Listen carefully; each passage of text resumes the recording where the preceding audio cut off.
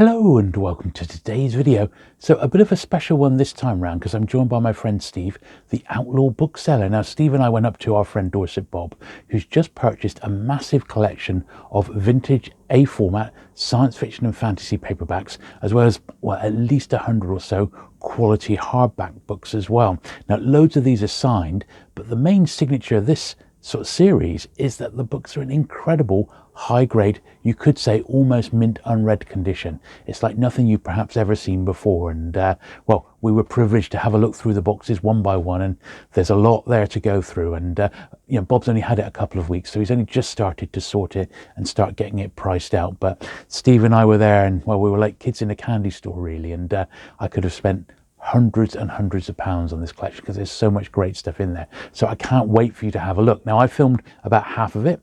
My friend Steve over on his channel, and his video is also releasing tonight, has filmed the other half of it.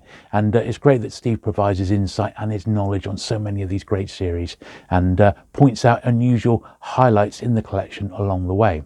As I said, if there's something that you fancy, just head on over to the London Paperback Show next month, because it's just going to be absolutely amazing. And we're both really hoping to meet as many viewers from our channels as possible on the day where we'll be helping Dorset Bob sell these lovely goodies. So without further ado, I'll show you my pickups from this collection at the very end. But until then, sit back, relax, and let's get to it.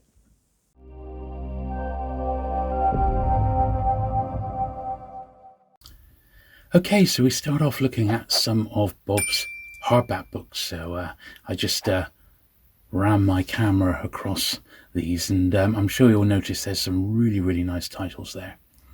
Lots and lots of these are signed copies as well. Absolutely fantastic to see. Lots of stuff I'm not massively familiar with, but some very good stuff there nonetheless. This is the start of the hardbacks that Bob has actually processed.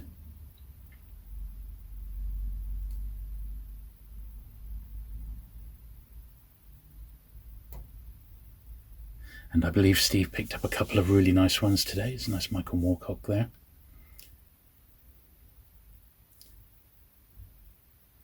Some lovely stuff. And then this is my run of some of the paperbacks which Bob has actually already processed. So lots of these are signed editions, some of the rarer paperbacks that were included in the collection. And these will be available next month if you spot something that you like. But lots and lots of these, they are like the regular editions, but in lots of cases they are signed, and absolutely mint unread copies. They're beautiful. Absolutely beautiful. So yeah, you've got a treat in store.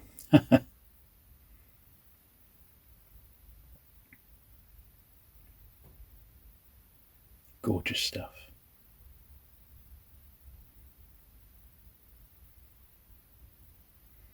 Lots of the Dell Best of Horror series there, year's best horror stories.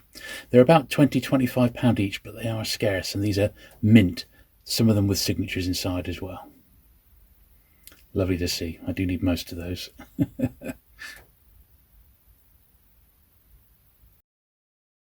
Okay, so here we are at Dorset Bob's here, and Dorset Bob has got a brand new collection of high-end, high condition, by the look of it, A format paperbacks, which Steve and I are going to have our first look through. We haven't even glimpsed at this box before. Wow. And yes, I'm sure. Unbroken Spines. Yes, what we love. Well, there we go. Now there's a cracker. The Warlock in spite of himself, Christopher Stasher. I've never seen this edition. That's Ace. And let's have a look at that. That's an 8th printing, but you want that for the cover, and that's going to be one of the best titles in the history of Warlock in spite of himself. Warlock in spite of himself. See, for me, I've gravitated towards this nice early-ish Ballantine. Very nice. Gorgeous. I just love Ballantine at the moment. I tell you what, this is an interesting series. Weird Heroes. Oh yeah. And in here there's a farmer. The first Great Heart Silver story is in here, and that, and other things. I've never actually seen these. Only read about them. Byron Price edited them. All sorts of oddities in these. Wow. Now, of course, the Great Heart Silver stories were collected together in one volume. The second one is called something like The Secret Life of Rebecca of Sunnybrook Farm, which I think is one of the best titles ever. But there's quite a few of those there, so yeah, really nice. So it's nice to actually see these. I've seen them online, but never actually seen them in the flesh. So you're tempted a little? I am tempted, but I've seen some of Bob's hardcovers, so we have to sort of stay calm while we can. Xena Warrior Princess, we'll pass over that. This is somebody I know, but altogether, what are these? Arthur H. Landis. It means nothing to me, or Vienna, as they used to say. But of course, it's door. So very lovely door. Lovely and yellow. Bright yellow spines on them. Door fan. That's Cracking nice. Sprague de Camp there, probably the most important one, arguably. Yeah. Remember reading these back in the 80s, the Italian Renaissance fantasy series. Yeah. So, there was a lot of sort of experimentation. Good stuff in here. Oh, well cut. And again, that's some George R.R. Martin. Yeah, we're seeing some lovely.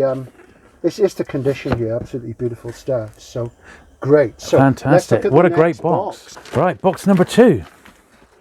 Right, so around the other way, I'm like this in work, except it's not as exciting. I think we can say this is a Sumerian box. Conan, lots of Conan. Wow. More Conan than you can shake a scimitar at. Oh, I love Conan. What did Conan said? By Crom. These egresses were made for dwarves and children. It actually, they're all in here. Yeah. I particularly like these. These are nice, aren't they? These are really nice ones. These, do you know? I should know what publisher it is. What publisher are these? These are the Berkeley ones, aren't they? They're lovely. One or two of those had little fold-up posters, didn't they? And the thing with Conan, obviously there's lots of non-Howard stuff here. Yeah. But it's very much the poetry of sword and sorcery comes from. I mean, these two particularly. Let's just get right out here. The poetry of sword and sorcery comes from Howard. And you look at these two classics here, these two titles, Red Nails and The People of the Black Circle. The influence of just the titles alone of the people like C.L. Moore, Lovecraft, Kuttner, and much later writers. The feel of Weird Tales is in the words as much as the imagery. And I mean, you think of a title like Red Nails. We read the story, we know what it means, but it conjures up all sorts of things. And these are particularly beautiful ones, aren't they? These Berkeley gorgeous. Ones. Yeah. I mean, here's the fold-outs, which we hear about, and of course. Look at that, and that's your classic sword and sorcery. Gorgeous. Which artist is that? The sort of thing that always happens with Conan. There are serpentine creatures, there's a wizard, and there's a tower, and there's thievery involved. Does it credit the artist there? I'm not sure. It must be. I'm going to let you have a look. Okay, this one. Yeah. Be surprised if they didn't. That would be. Oh, this was signed by Carl Edward Wagner. This one is as well. Marvelous. Yeah. Oh, look at that. That's brilliant, isn't it? That's got original Weird Tales illustration there, but I'm not certain. I'm sure we could find it out. Look at the condition of this orbit. Look at it. That's lovely, isn't Beautiful. it? Yeah, I do like orbit. Very. Gosh. Bob, you're in the background here. Did you want to tell us a little bit about the collection? Or is it? Yeah, well, is it secret? No, it's not secret at all. It's a long-time fan that passed away, and just obviously kept his books beautifully. Absolutely. Not only from the point of view of reading them carefully, but storing them carefully. So the spines, when they're red, they're still red. When they're orange, they're still orange. With vintage nearly 50 years old, sometimes that is the main problem. Yeah, there's virtually no spine fade on any. They're perfect. They're beautiful copies. They've been kept really nicely. Yeah, and went up there. Well, they should go to collectors. Gorgeous. These are collectors' copies, Absolutely not readers. stunning. Yeah, wow. Absolutely stunning. People reading these. I think there'll be a few Conan collectors looking at this thinking, wow. Yeah, a lot of these would be bagged with me. And while we've got you, after Steve and I have picked out a few goodies, are you going to be taking some of this stock to the London paperback show? Yeah. I'm trying to get the place to see it this year. Okay. And, a lot of this will be premiered. There you go. I only acquired the collection a couple of weeks ago, so I've no chance. A lot of work still to do. What we're seeing as well, of course, is there's Mythos stuff here as well. Really nice. The Bayen, obviously, this is a later edition. But, I mean, the thing is with, you can get your complete Conan from Gollancz and what have you, but there's a lot of material which is out of print, or it's only in print on demand editions, which are just nowhere near as nice as these. No. I mean, the A format is clear. Another beautiful one, that. Absolutely fantastic. That's lovely. you know, the definitive sort of trope of the ape being and the semi-naked lady. The gorgeous lady, yeah. We can't go wrong with that. Well, I think that's a fantastic box, and for a hardcore sword and sorcery fan, that really does. They're just going to be in heaven. You know, absolutely, yeah. You're spoilt for choice. I think very much. Right, go for it. Okay, so, wow, look at this. First of all, that's an early edition of Necroscope. That must be the original covers. I think that's that. I'm not certain, actually. The yellow spine makes me think I don't remember this cover. And it's signed by Brian as well, who passed away sadly. I'd say this is later. No, it's the original from '86. So this is it's a paperback. So this is the first. It is paperback. I'm trying to think who published these in hardcover. It was after the fact. It might have been Seven House. No, I think not Seven House, is it? It was. I can't think who it is. Tor did them in the States. Yeah, Lovely I'm thinking Brian. about the UK though, because some of them were. Such a nice I'm guy. not certain. But you remember that when the series got massive, they had those like silver skulls on the front. Yeah, I read them all. Tons. Absolutely loved them. Yeah. But that is, I actually don't remember that, and I was book selling them. Yeah, so I don't remember ever seeing that cover. That printing long because they really took off. Yeah, absolutely. They got big. All sorts of interesting things in here. There's a little mythos anthology. This is a book I'm interested in, which I haven't seen for years. Okay. Crocker-Gold. That was a Picador for many years. Yeah. That's in all the reference books. We can fight over that later, Jules, if you need your pan collection. I don't mind. No, you can have that one. But it's fine. I'll let you have a look at that. But yeah, this is a smaller box here. But just glancing through, you know, you're seeing all sorts of unusual things there. And there's a collection of short stories by Brian there. Oh yeah, I remember that. Fruit and Bodies. I think I've got that one. Yeah. Yeah. That's a but good he was one. very good, wasn't he? Fantastic. And what the stories he told. I tell you, really, really great. I always love the thing about how he started writing when he was in the army and he was on a checkpoint in Germany in the middle of the forest. Yeah. That's the place to write your mythos stories, isn't it? This box has some resonance. I can just sort of feel. Right. Okay. Look at all the doors. Wow. Okay, we've got a lot of door here. Splash of calm down girls, as we say. And obviously we're upside down, but this a heck of a lot of Alan Burt Akers, Prescott series, of course, is Ken Bulmer, who I met once. I'm sure Bob, you must have met many times, I'm sure. This I remember back, late Zelazny and Sheckley. Critically probably best avoided, but you can't really argue with a title like that. Bring Me the Head of Prince Charming and a jacket like that. I love Sheckley. I'm a really huge Sheckley fan. And and there's a copy of The Sinful Ones. This one's a bit loose there, but an uncommon jacket. I think I bought a copy of this from you last time I saw you, actually, Bob. So, more. The Panorama Egg, A.E. Silas, another unusual door. Yeah. So, that's the thing with door. They did a lot of things which I consider minor, but because of the sort of iconography, you can't really go wrong. Well, I brought my list. It's up to date. Great. So, now, Lee Brackett is somebody we talk a lot about on BookTube these days. And, I mean, the classic Sword of Rhiannon, probably the very, very finest and most important of her science fantasy books, presented beautifully in an ace. There it is, Which I may have to come back to that, or you may have to. But yeah, I mean, Brackett's been bedeviled by terrible covers a lot of the time later in her career, while she was still alive, 70s, 80s. But the earlier ones are much, much nicer jackets. Yeah. You know, she's so important. This is the thing. So, fantastic. Yeah, beautiful stuff. Yeah, another ace one there.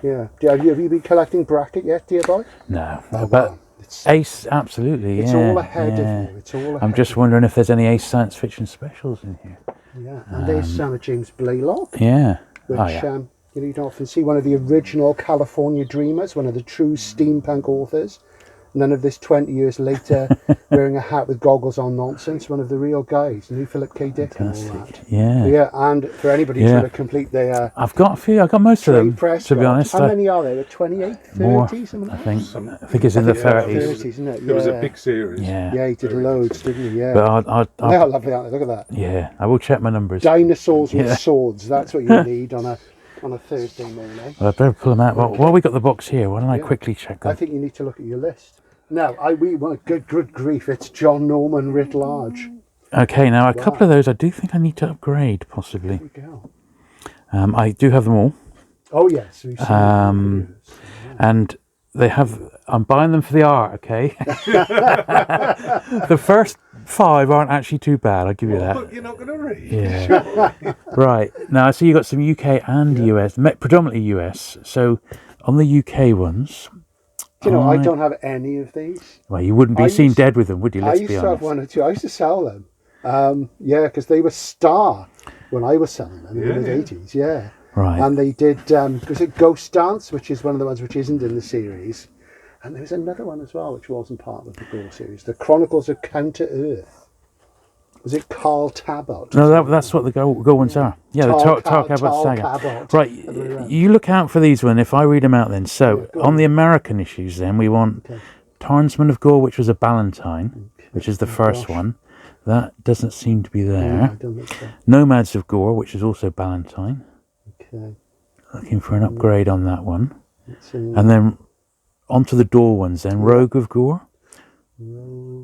Which is a Rogue of Gore. Looking for a mint upgrade. That's quite nice. That is good, yeah. That's a binding error, but it's very minor. It's probably still better than mine. Yeah, look at that. That's cracking. Lovely. Kajara of Gore. If that's how you pronounce it. Well, we'll make it up as well. We'd have to have the author. There it is. We'd have to have the author. Oh, you've got a bit of a nick there. That's okay. Yeah, I can live with that. Yeah. With that. Jolly good. Dancer of Gore. Where is the Dancer? Seeing.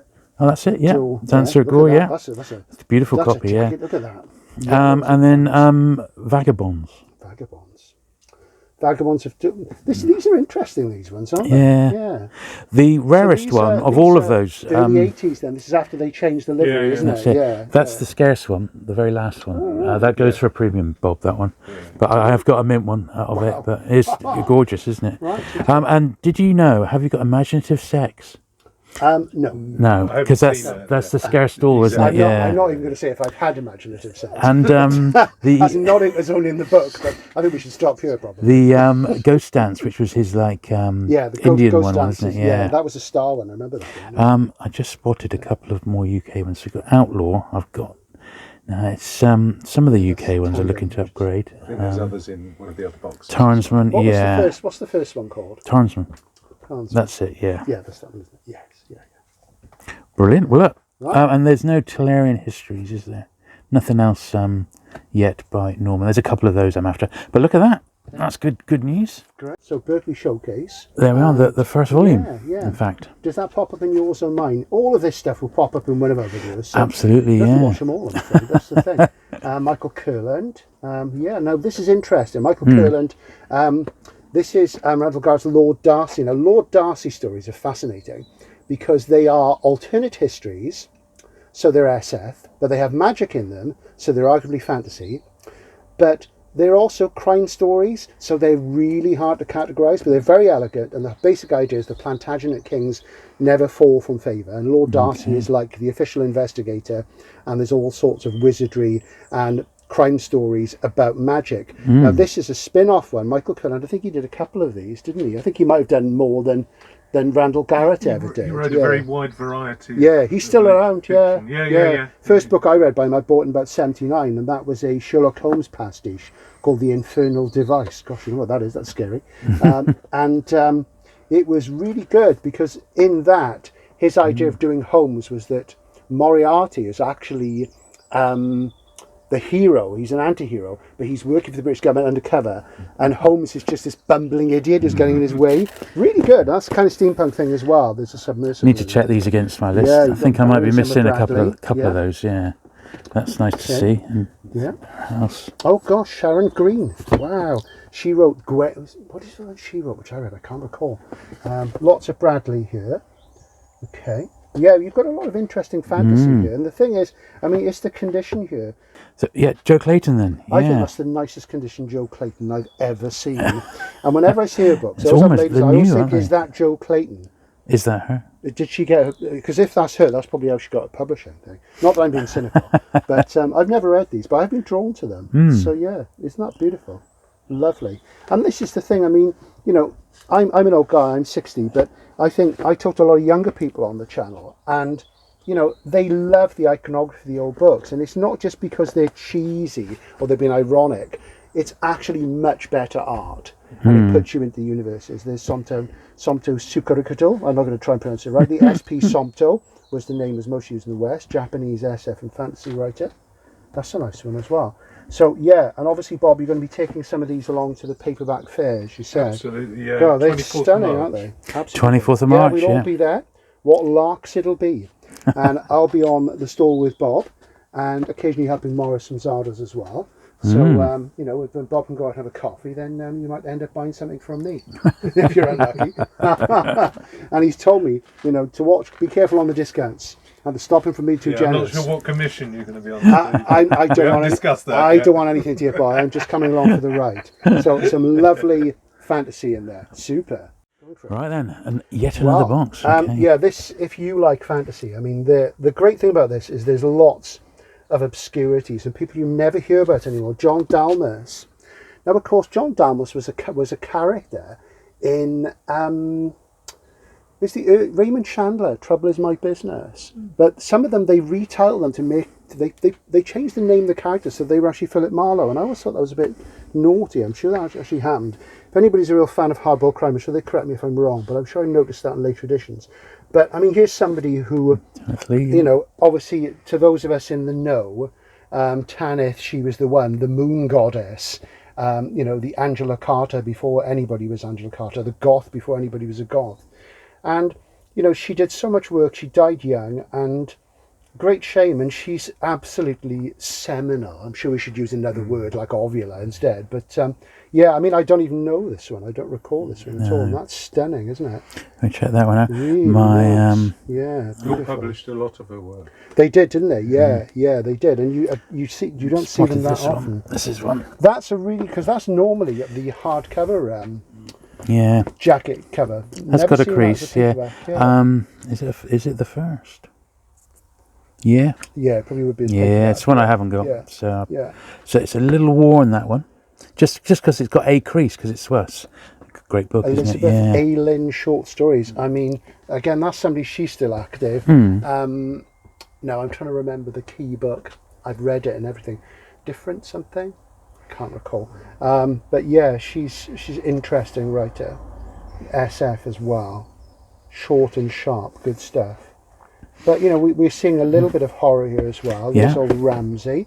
No, look at this. New Terrors, yeah. Now I think there's something I want in this. Let me just have a look. No, what? No, I don't need this, but you do, and I'm going to tell you why. Okay, go on then. Because in here you have The Miraculous Cane by Christopher Priest, which is probably his finest single story, and it will scare the living out of you. It also has M. John Harrison's The Ice Monkey, which is my favourite Harrison story.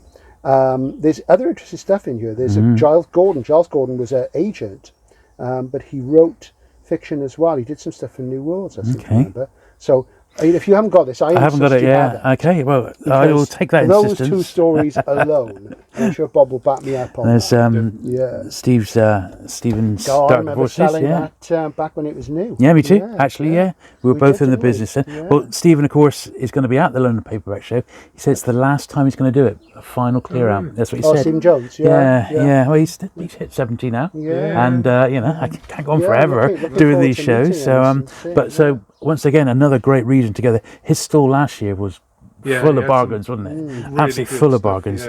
Nice condition again. Of course, this has wonderful things like The Fly by George Langella and Stephen King's The Mangler, which is again generally regarded as his finest horror short, isn't it? There's a Holdstock in there, Bradbury. I mean, lots of great names in there, and some oddities as well.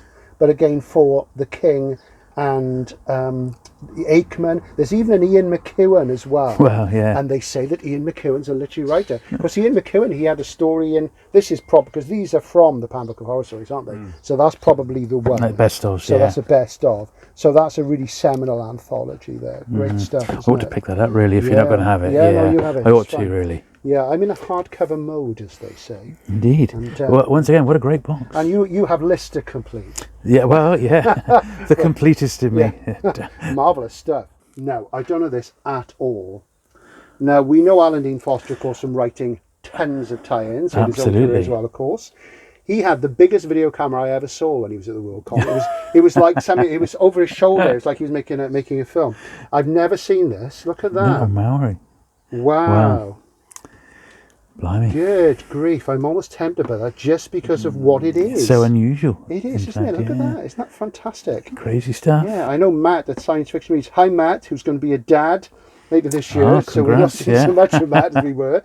He's got to get the familiar responsibilities in. I know he's a big fan of historical fiction. Look at that. Isn't that fantastic? Fantastic And as you indeed, know, yeah. I do like my associational novels. Indeed. Mainstream novels by SF writers. Well, one that I'm drawn to is this one by Gary Guy Jacks. Oh, yeah. Remember him? Guy. Yeah, the gaming guy, gaming yeah. guy, yeah. Look at that. So I guess he turned his hand Wasn't to a bit he of the key D&D fantasy. guy? Yeah, look. Yeah, he wrote Known lots to of millions books, around the yeah. world as the co-creator of D&D. D&D, Yeah, there we are. yeah. They Who'd were have locked thought them it? around in the sort of mid to late 80s. Yeah, that's nice, isn't it? Now, Door. Since we talked Michael Collins, yeah. Ah, there we are. Right, Yep, some of those lovely so ones. we have, again, early definitive Coney Shure Mirror Image, which is the first of his Amorph series. Simply fantastic stuff. The great short story collection, Monitor Found in Orbit, and The Jaws That Bite, The Claws That Catch, which in the UK is called The Girl with the Symphony in Her Fingers. And I mean, these are just marvellous books. Coney, if I had to sort of think of somebody who's more contemporary, again, sadly passed on recently, Eric Brown. Eric Brown was a massive Coney fan, wasn't he? And He was. And he has that pastoral feel, and they're very gentle and romantic, but spattered with colour. I mean, these books are so inventive, and they've got very hot, sentimental emotions in them. The characters are boiling over, and there is something quite adolescent about them, but they're entirely seductive and unputdownable and wonderful, wonderful reads. But he did have a slightly astringent edge, so I would say if you've not read Coney, I'm going to do a video soon covering most of his career. I'll talk you through it. But these ones, the early ones, particularly the early SF ones, you know, they were in the UK as well. If you can get Door ones, as you see, they're absolutely beautiful. Lovely. I used to have the one of Mirror Image, but I think I've got a UK one now. And here's a pan lozenge of Charisma. I mean, I think that's one of the finest science fiction book jackets in history. The title alone, Charisma. The days when somebody would pick something unusual, single word, look at that. And this is a fantastic book as well. Do you know, I really want to reread these. Secret Research Station Cornwall. They've so often got seaside settings, you know, so they're often on other planets, often in around the world. Marvellous stuff. Poul Anderson, Last Viking. These are series popping up in this tranche. And, oh, look at this. We've got some nice Moorcock. Early Mayflower one. Yeah, for the Time Dweller. Great stories in the Time Dweller. I know that Matt at Bookpill loved those a while ago. I think it was those he read. And there you go. I've never seen that edition of The Eternal Champion. Never. And The Ice Schooner, fantastic. Huge inspiration over the second book that... is it Michael Reeve, the chap who did Mortal Engines? The second one in that series, the children's house, hugely influenced by this. Right. And great stuff. I've got a Harrop first hardcover of that. That's a great one as well. Really nice. It's a singleton, all of Moorcock's books tied together in some way or another. You can't really go wrong. Here's somebody who people are getting more interested in again, CJ Cherry, Caroline Cherry. She put the H on the end of her name just for fun. Because, of course, back then science fiction writers had interesting names, you know, because they were mostly East European emigres. Great stuff. Not somebody who's ever really grabbed me, but back in the day, man, she was huge. Look at that. Poul Anderson Fantasy, first edition. What Look at that. Jim Bain presents. That's an early Bain book. This is some sort of... wow. Okay, so this is a book. Look at that, and there's no blurb on the back. Yeah, look, it's published by Tor, but it's Jim Bain presents. That has to be Bain of Bain Books, I would think. What is this? Wow. Okay, that's very interesting. Really don't know what that is. Yeah, that is. Okay, so what have we got? Barbara Hamley. There's an old favourite. It's one I haven't actually got. Yeah, from the 80s. From that mini boom of fantasy films. It's not a bad film. Yeah. It's not a bad film, Crow, to be honest. That's sort of a crossover with SF as well, isn't it, really? Sort of. My favourite fantasy film from that decade is Beastmaster, which I've got a really nice German Blu-ray of. And it's uncut, which of course there's naughty bits. But, you know, steady on. Yeah, steady on. We're a clean channel over We're here. a clean channel. Well, we're trying to be a clean channel. There we go. And what have we got there? Early Crichton. Yeah, that's an interesting. It's the illustrated edition. Yeah, look at that. That looks like Ian Miller illustration to me on the cover. That's Miller, isn't it? Surely.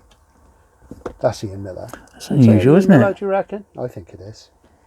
Yeah, I reckon it's Ian Miller. Yeah, well, he did it under his actual name rather than the pseudonym. Yeah. Because they go for a few pounds. Smooth, really unusual, paper. very unusual indeed. Look at that text block. Calm down, girls. Fantastic. Lovely. Okay then, so the last box, it's the final box. The final box, any that you haven't seen will be over on my channel, Outlaw Bookseller. But as you see, we're having a spiffing time, and it's quite nice to have a change of a fantasy focus, isn't it? Indeed, because, yeah. You know, it's taking you and I back to some of our memories of things. Yeah, bookselling stuff, Gosh, yeah. I remember this. Ray Bradbury Dinosaur Samurai by Stephen Lee and John J. Miller. Ray Bradbury, I wonder how much money he got for presenting that. Probably loads. Probably loads, yeah. Well, you can't blame him, you know. Good guy, Ray. Yeah. Are these Colin Capp? Oh, look at those, Colin Capp. Do you know Colin Capp? Do you ever meet him? Yeah. I don't know these World. I associate him with science fiction. He's a pattern of chaos. Yeah, somebody who I shamefully haven't read, and I should have by now. Look at these. What are these? These are nice, aren't they? Isn't that lovely? Other ones, yeah. Look at that. I do like a book with the dinosaur on the cover. I know. As soon as the dinosaur on the cover, I'm sold, you know, this is the thing. Other worlds, all new. So look at that. This is what you do. The nice thematic anthology. Isn't that gorgeous? Gorgeous, yeah. Oh, lovely. You know, I might have to have this. I know some of these names. Some interesting names in there. Some of them. Well, that's lovely. I might have to have that. Sorry, put that there. Sold. To the Outlaw Bookseller. Well, you know, I haven't looked at the hardcovers yet, so we'll have to see. There's Joe Clayton again. Look at that. Isn't that gorgeous? It's another lovely one. Ain't that gorgeous, Mrs.? Very, very nice. Lovely. Wild magic. Condition of it as well. Oh, it's just outstanding. It's a joy, isn't it? They're just not around. Look at that. 1991. If we were as rich as Croesus, we would want to buy 34 years old, that, yeah. Yes, 34 years old and as good as untouched. There's some, I mean, you can pop these around, but look at the condition of these. I mean, I've got nice. that. I don't think I've got that one. I mean, these pop up, but you don't see them in this nick. No. This is the thing. Yeah. For anybody watching in the USA, it's N-I-C-K. I don't know where the nick comes from. Good nick. We used to say that in the 70s, didn't we, Bob? Yeah. That's in good nick. I don't know quite where it comes from. Yeah, we should look into that. Yeah, I'm not sure about that. And, look at these. Wetted Bronze. Now that's a title, isn't it? Wetted Bronze. That conjures up imageries of fires and hammering away at the forge. Marvellous stuff. And the title again, on the title alone, I'm sold for that, really. Wetted Bronze. None of this house of this and that nonsense you get these days. Wetted Bronze. Fantastic. At their manliest, if you started a fanzine about sword and sorcery, you'd have to call it at their manliest, wouldn't you? Ralph Milfani. It's a nice little ace. Very, very and nice. that's the last box. But I think, you know, it's really sort of embarrassment of riches in terms of the quality. Condition Lots of nice obscure names for those of you wanting to dig into the corners. Gorgeous. Yeah, really, really nice. Yeah. A fantastic haul. And, well, as we said, any of this that you've seen, that you fancy, Bob will be bringing it along to the London Paperback Show, which is on the 24th of March. 24th of March. Sunday the 24th of March. Train ticket. I can't wait. Wow. So look at that. Brilliant. So hope you've enjoyed that, everybody. Okay then, so trying something new this time round. Rather than zooming through all the books, I'm going to have a quick look over them, and then I'm going to put a few up on the little stands there, so we'll see how that goes. But I was very pleased to get this. It's Door number 36, a Marion Zimmer Bradley, and there was quite a few of those in there. I'm not massively fussed if this is a fresh printing, but with my doors, in most cases, I'm not too worried about them all being fresh printings. I just want to get ones with the original sort of covers on, really. So we'll slide these in, and I got a few stands as well, so we'll leave them there. So I've got a few more Zimmer Bradleys here. Forbidden Tower, this is at 256. Very, very nice. Another dark over one here, 119. This is a real perfect example of what the majority of the collection is like that Bob's bought. It's just tip-top condition.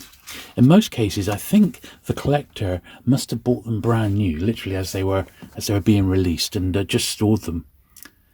Just great artwork as well, aren't they?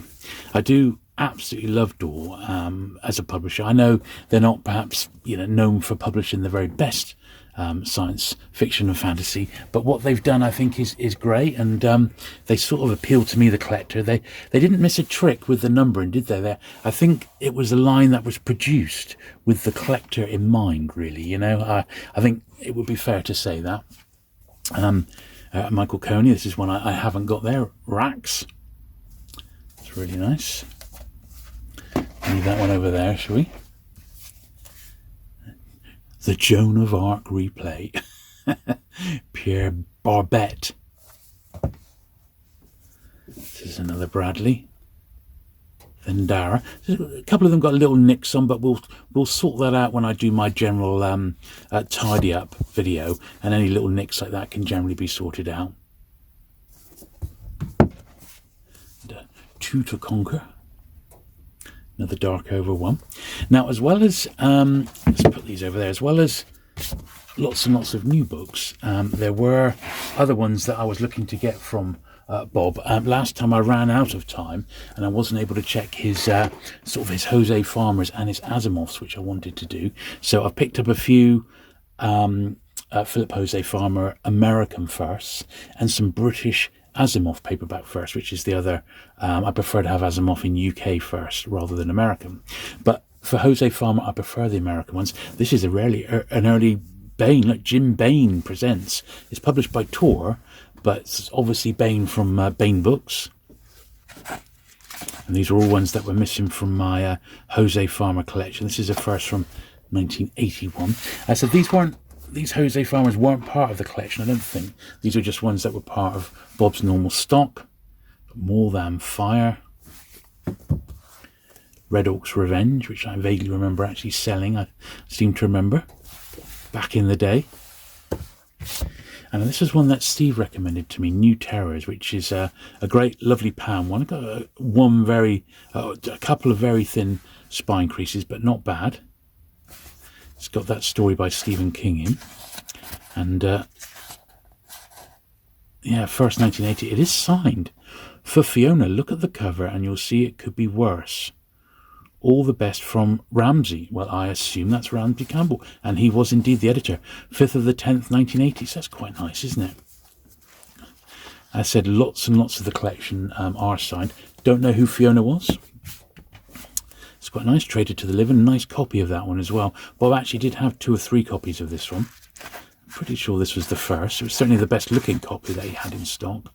Yeah, first from November 1973.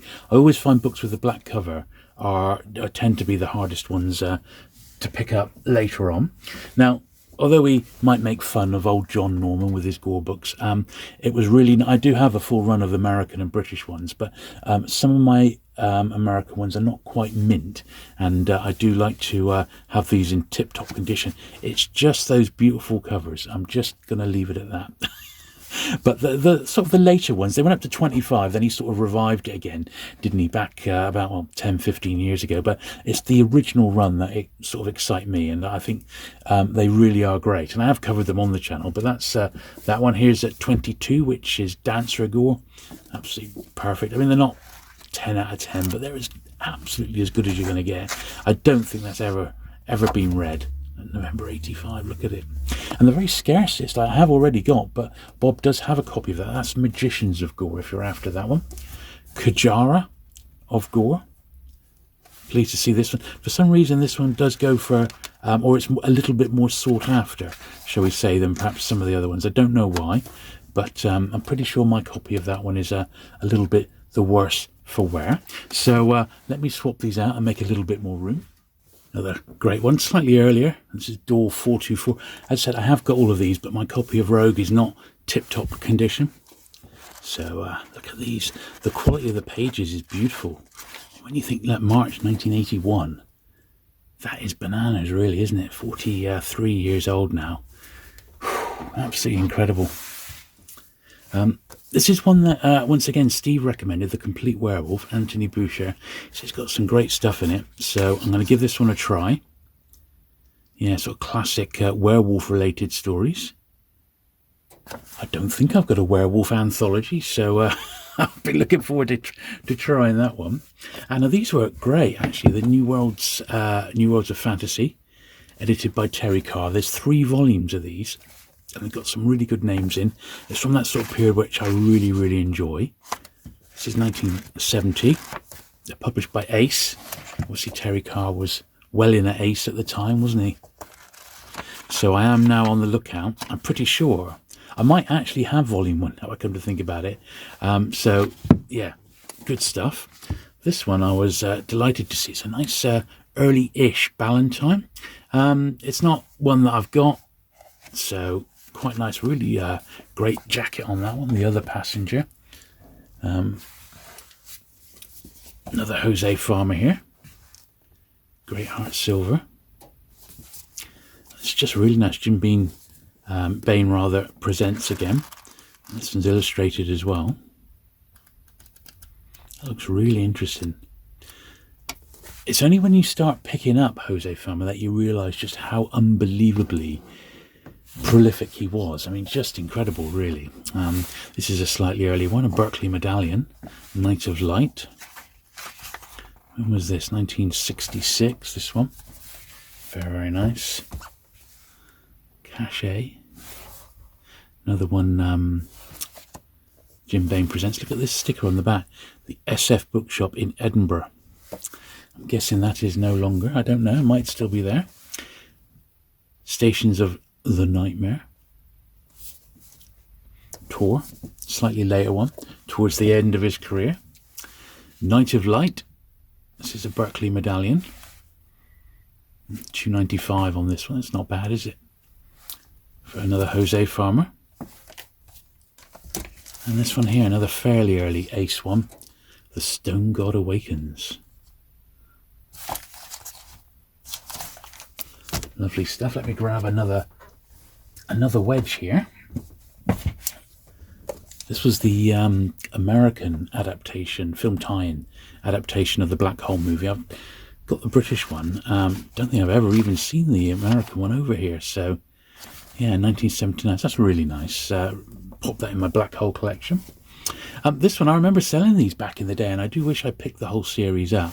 These were, yeah, like a best of from the original 30 volumes of the Pan Book Horror Stories.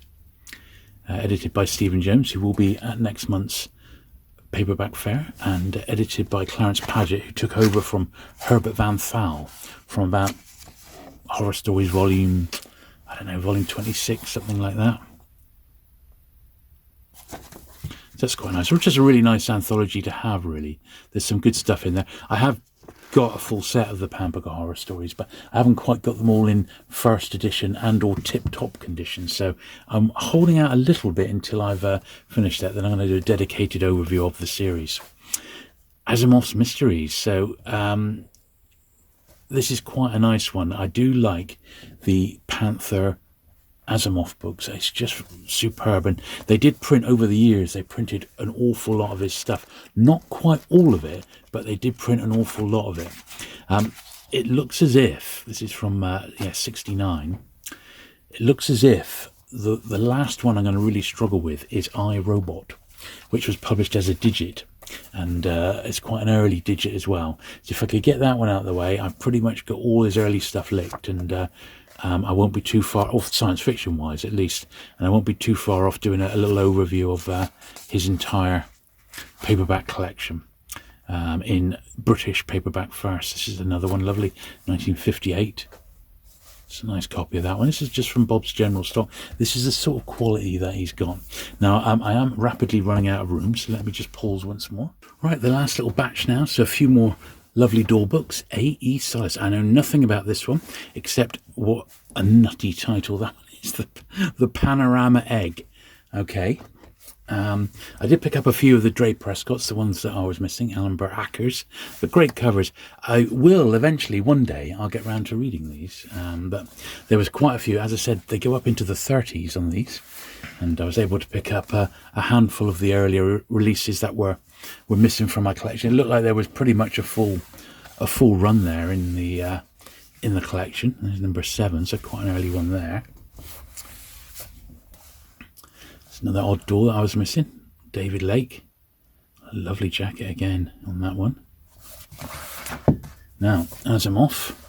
This is one of his crime ones, Lit Detection in the Classic Tradition from the World's Master Storyteller. So you can be forgiven for not even knowing that Asimov wrote crime fiction as well. And lots of them are like short stories. And I think that's what this one is as well. And the Black Widowers. So, yeah, there we are. So Panther again. And got a few more Panther Asimovs, which I was really pleased to get. The rest of the robots. This is it's got faded on the, because that should be a bright purple like the back there. But you know, I've been looking around for this. This is 1968. I've been looking around for the Asimovs, and there's dozens and dozens of reprints. But try finding the first in nice condition. They just don't seem to be out there at the moment, you know. Sphere, which is the best of Isaac Asimov. I don't mind compilations like this. And Spear are, well, you don't often see them in great shape. And this is the first from 1973, which is very, very nice. Here's another early Panther Asimov, which is Earth is Room Enough. It's very nice. I said I thought I had pretty much all the early ones, 1960, but when I did a check, I actually realised I was missing that one. I think I got it as a reprint, so I'm trying to get them as firsts. Here's another one here, Foundation and Empire, also in Panther. Very nice, that one. Very, very nice. The Martian Way. That's slightly later, this one. I think this is sort of late 60s. But still quite nice condition. Yeah, 1965 for that one, mid-60s copy of that. Really funky. Very much of its day. Another Audrey Prescott. I said these aren't in any particular order. The Science Fiction of Isaac Asimov. It's not by Asimov, but it's about Asimov, basically. A lively survey authorised by the Master.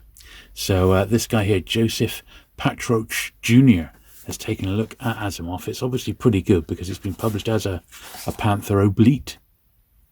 1976. It's once again beautiful, beautiful condition. And the last one is this, which is the Hugo winners. So Penguin published a Hugo winners, also edited by Asimov, I believe, but it's a different period of time. This is the Sphere one, 63 to 67. And this one was published in 1973 by Spear. Lovely. So there you go. That's my haul, and what a lovely lot I got. Did we have a good time? We had a fantastic time. We did. I think we really did. Yeah, I mean, it was amazing. So, you know, as we said on your video, Steve, and just a reminder, if you're not watching Steve's channel, do please head over to the Outlaw Bookseller. So anything that wasn't in my video, those books will be on display in yours. You know, it makes sense. Absolutely. Yeah. So next time you'll be seeing us will be at the London Paperback Show. We're both very much looking forward to see it. Bob will be there with his 3 stalls full of books, and once again I'm hoping to capture photos with as many of you as possible to include in that video, and yeah, it's going to be fantastic fun. I hope to meet sort of people who watch your channel and mine as well. That'd be great. Looking forward to it. Brilliant. And I'll be doing some guest book selling. And Jules tells me that I will want to take money to buy things. Absolutely. Not that I'm sceptical, but I'm aiming to go along to sell to help Bob out. But I will probably be tempted, you know. We won't be able to help ourselves. So we won't. I mean, you never can. No, it was fantastic. So if you've not seen the video of the London Paperback Show from last year, I shall link into that one at the end. Give you a little taster of just what to expect, because it really is quite something. Yeah, and the original, I really liked that interview with Steve Jones. Was great. Yeah, and Steve is going to be there again this time. I'm looking forward to meeting Steve. Brilliant. Well, thank you very much. I hope you have enjoyed today's video with Steve guesting on it. It's been fantastic. My absolute pleasure, dear. Brilliant. And thanks very much for watching today. If you haven't already, do please hit the subscribe button for regular vintage paperback content, and I look forward to seeing you again very soon. Thank you very much. Bye.